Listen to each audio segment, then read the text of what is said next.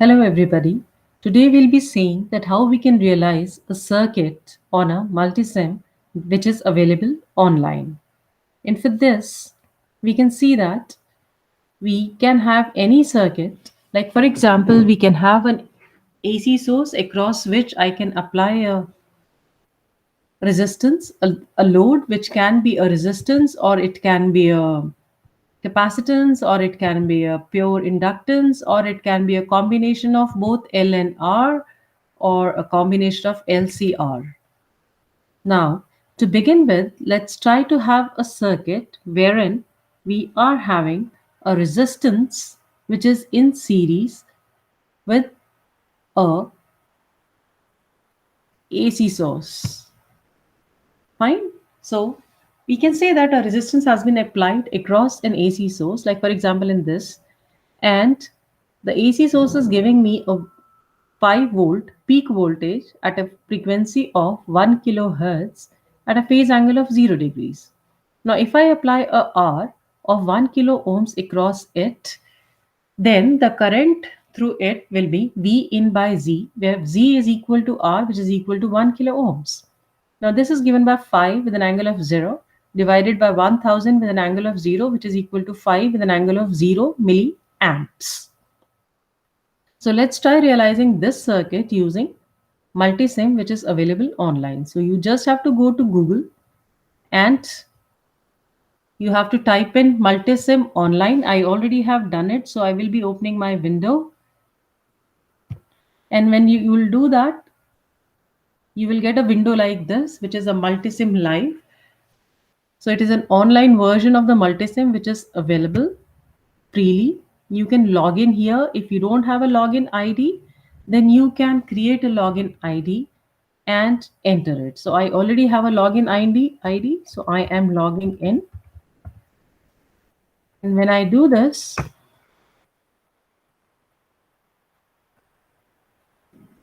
you can see that it is opening another window, which is my window.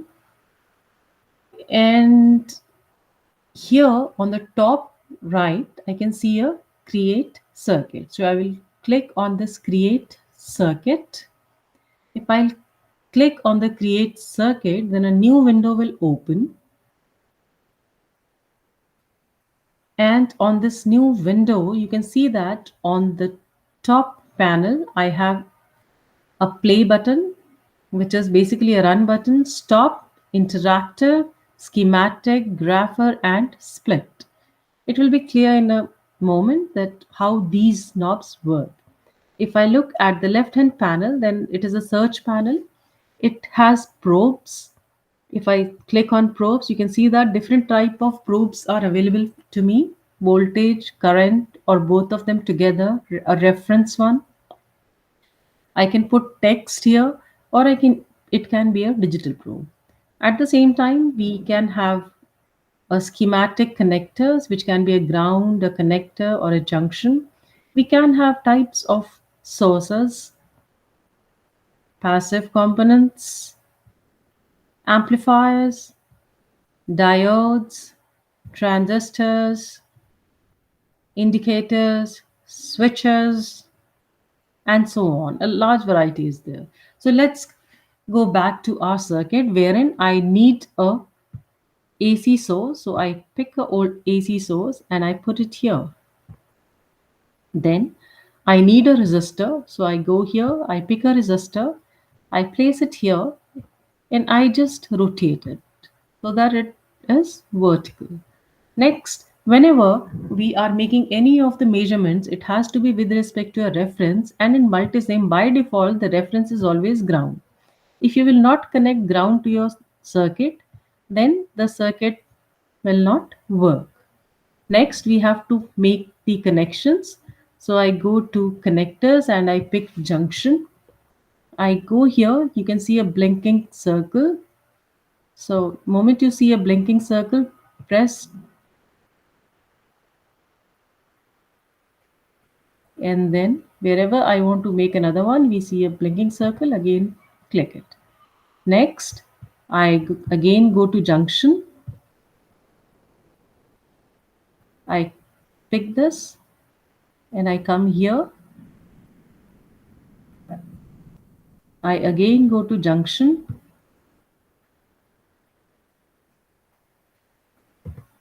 Moment I see a blinking circle, I have to click it.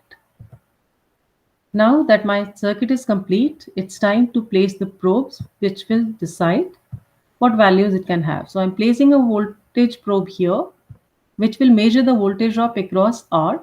So one of the end of the probe should be at R, the other one should be at ground. Now by default, all the voltages are measured with respect to ground. Now I go and I pick the current probe. Now you can see that if I pick the green one, which is my voltage probe, and if I go to setting, then it is showing me that its function is voltage, the reference is ground. It can be either instantaneous or periodic. I'll just make it clear when we have to use instantaneous and when periodic. Then it talks about DC operating points, and then it gives you an option of picking a current. It can be green or any other color which you like. Like for example, I'm taking red. So you can see that the color has changed from green to red. Likewise, when I come here, which is the current probe, it tells you it is a current probe. Again, it gives you an option. Either it has to be instantaneous. Instantaneous is every time as the value at the input is changing, the value will change. But if it is periodic, then after certain intervals only, the value is trapped. Again, you can change its color. Now, let's see how things work. So it has been saved, the circuit is saved, and now we run it. If I run it, you can see that these values are continuously changing and I'm not able to track any of the values. The reason being, we have chosen instantaneous. Now, moment I move from instantaneous to periodic, then you can see that I'm getting a combination of both instantaneous and periodic values. Likewise, I do the same for voltage. Again, you can see this panel. Now out here, my V peak to peak is coming as 1.997, which is roughly around 2 volts. And here, when I come, it is giving me 1.99 milliamps, which is roughly around 2 milliamps. Now let's see what changes we have to make. So I stop the circuit. If I remember it correctly, then my Vn is 5 volts peak. So from 1, I change it to 5. And now R1 was 1 kilo ohm only. So let it be 1 kilo ohms. Fine. Now, once I've made it 5, I press enter. The changes are reflected in the circuit and I simulate it again. And when I do it, now you can see that the value here, it changes from 9 it changes to 9.98, roughly around 10. So the peak value is going to be half of this, which is 5 volts. Which one was the requirement? So if I want to look at the grapher, then because it is a pure resistance circuit, as a result, I and V are in phase. So if I click grapher, this is how it looks like. And you can see out here that these are both the waveforms are overlapping each other. The reason being they are they are having the same value of 5 volts. Now we can keep but at the same time both of them are in phase. As a result, both of them are overlapping. We can just go at our circuit and I can change the value of R. Say for example, from 1 kilo ohms, I change it to 5 kilo ohms. Now if it is 5 kilo ohms, let's see how the circuit behaves. So the now the current should be 1. So once, now you can see that current is here. It is giving me 1.99 milliamps. It is the peak to peak value. So as a result, the peak value is half of this, which is 1. Let's go and check the grapher. And now you can see that the blue one is current and the red one is voltage. We can pick the circuit, the cursors also from here. You can see that it go to type for the cursors. It asks you whether you want to have it at x-axis. If I want to have it at x-axis, this is how it comes, and I can make all the time related measurements here. And you can see that it gives you the position of cursor 1 and cursor 2. And from this, we can get the frequency measurements or any time measurements. Likewise, I can go here and I can go to y-axis. It gives me like this, and I can make all the amplitude related measurements. At the same time, you can see that it is a continuously changing one. So if I want to change that, all I have to do is I have to go and change the trigger. If I change the trigger, it becomes a still picture on which the measurements can be done. Now, when I press schematic, I get my circuit, and when I'm pressing grapher, I'm getting this graph. If I want to view them both, then I go to split, and both the schematic and grapher can be viewed. Next, let's try a circuit wherein we are having a capacitance in the circuit. So here I have taken a capacitor of 1 microfarads. Again, I'm having a same Vin of 5 volts peak. Operating frequency is 1 kilohertz and the phase is 0. So Vn is 5 with an angle of 0. Omega, which is given by 2 pi f. F is 1 kilohertz. As a result, omega is 6280 radians per second. Z, which is given by negative j xc, where xc is the reactance offered, it will be equal to 1 upon omega c. The value that I'm getting is 159.24. Now, if I want to write this z in rectangular form, then it will be negative j 159.24 ohms, and in polar form it becomes 159.24 with an angle of minus 90 degrees. So I will be equal to 5 with an angle of 0 divided by 159.24 with an angle of minus 90, which comes up as 31.4 with an angle of 90 degrees milliamps. Here, if I compare the two angles, then you can see that current is leading V by an angle of 90 degrees. Let's try to realize this circuit on the multisim and see how the circuit behaves. So I again go to this window, I stop the schematic, I remove R, and I can connect C. So I come here, I place my C here, I rotate it. The value is 1 microfarad, that only I was studying. So I can just make the connections now.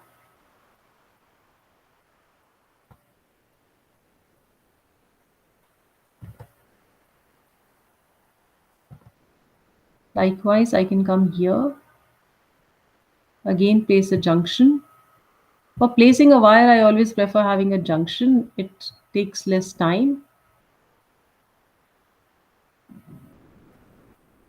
And let's check for the probes now.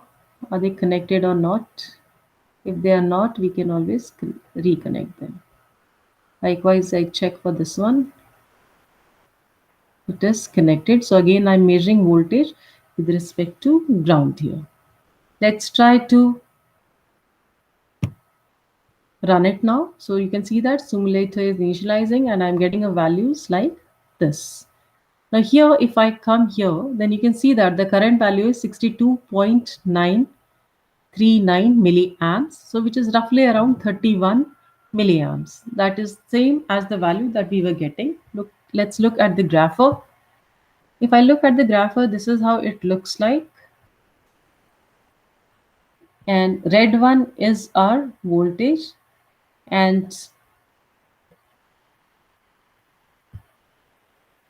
blue one is our current. You can see that current is leading voltage by an angle of 90 degrees here. Again, we can very easily split the screen. So here is my circuit and here is the corresponding grapher.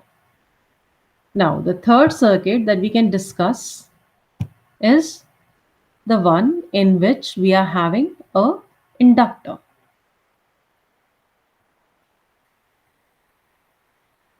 Here. So here my inductor is having a value of 1 millihenry. As a result, omega, which we already calculated, was 6280 radians per second. Z, which is given by JXL. XL is omega L, it was 6280 radians per second. So as a result, XL comes out as 6.28 ohms. So Z in rectangular form is plus J 6.28 ohms, which is equal to 6.28 with an angle of 90 degrees. When I calculate I, it comes up as 0.796 with an angle of minus 90 degrees.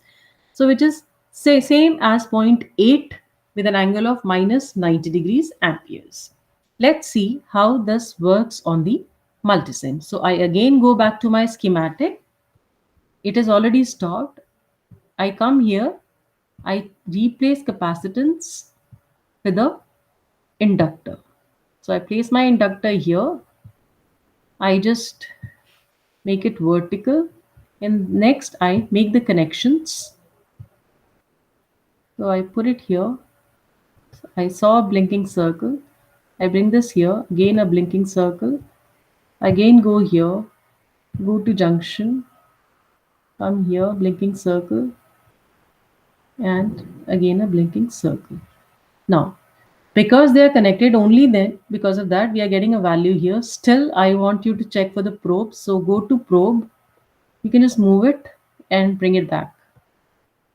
Again, go to this probe. You can just move it and bring it back to ensure that a circuit has been made. We again run it. We save and run it. If I run it, you can see that again the values are changing, and here my I peak to peak is this value 1.584 amperes. So half of this is going to be roughly around zero point 0.8 what the value we were getting. Let's see the grapher. If I look at the grapher, it is coming like this. Here again the problem is that the value is too less. So if I change this, let's see what happens. Oh, I'm sorry. I reduce current.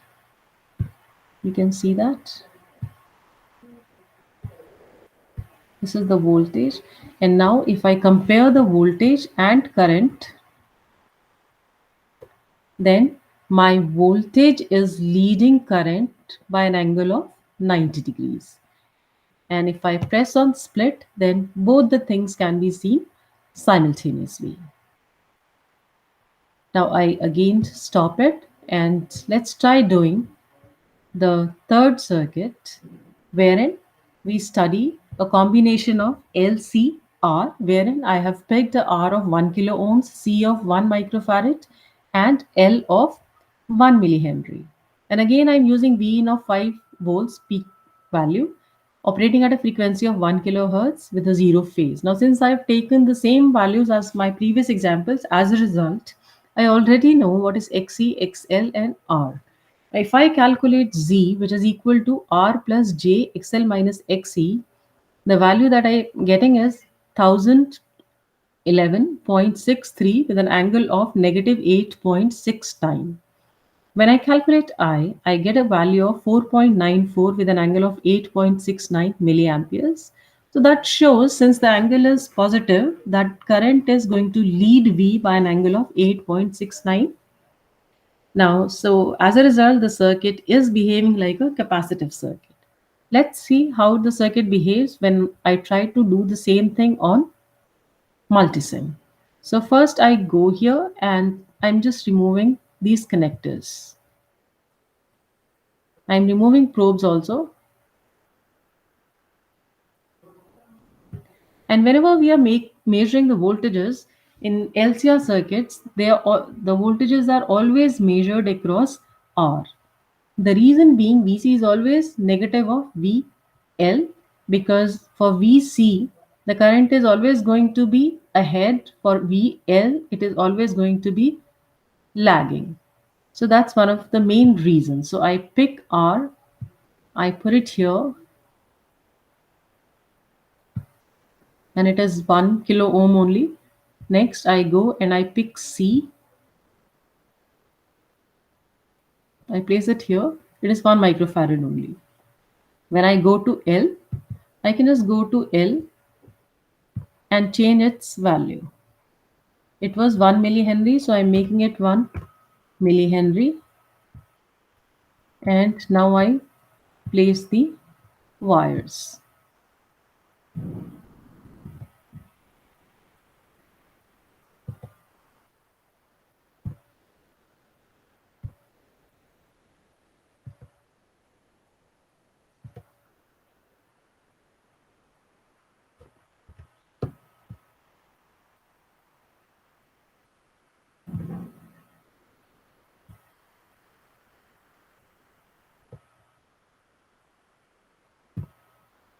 Now I place a voltage probe across R, but I want to measure it across R. Now you can see that when I'm coming here, it tells me that voltage reference is ground, but I don't want it to be a ground. I want it to be the second terminal of resistor. So I go again here to the probe and pick voltage reference. I put it here. So this is my reference. Now when I go to probe again, it asks me the voltage reference I want ground or ref 1. So in my case, I want it to be ref 1. Next, I will place a current probe. So I take and I put it here. And again, we pick periodic. Periodic for a reason that I get one concrete value and not the changing ones. So that is how the circuit looks like. Let's try to run it now. We save and run. So if we save and run, you can see that we are getting a values here. So I that I'm getting is 9.88 milliamps. Now this is the peak value. So half of it is 5, which is the value that we were getting. Let's try to see the grapher now. If I see the grapher, this is how it looks like. And let's try to just have different one, because here again the magnitudes are same. So I'm trying to reduce any of them. They are, let's try to do it.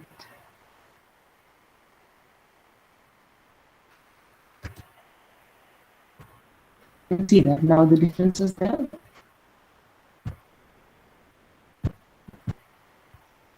Here they don't work, but when I make the changes here, it works.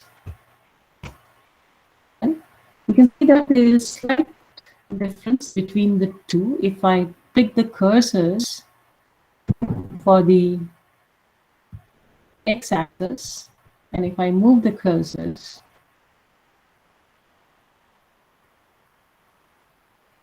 and this is the one, and the difference is going to be roughly around 9 degrees if I calculate the phase. Again, if I split, I can see both my waveforms. So this is how we study a circuit using a multisim online version, and which is very easy to use, that you have seen it. So I hope you learned and enjoyed the class. If you have any queries, you can always contact me, and I'll try to solve the problems. Thank you.